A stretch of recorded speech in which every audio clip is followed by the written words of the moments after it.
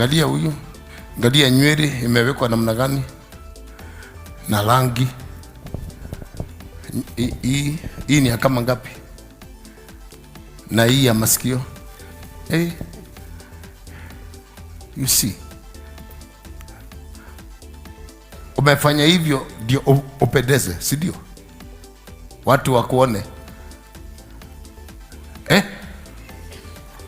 Ukitaka kuona na watu, mbona usijifunike gunia?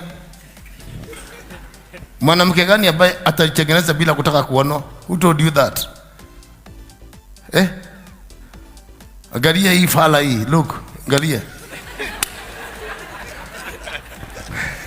Mbona au kunyoa kama huyu?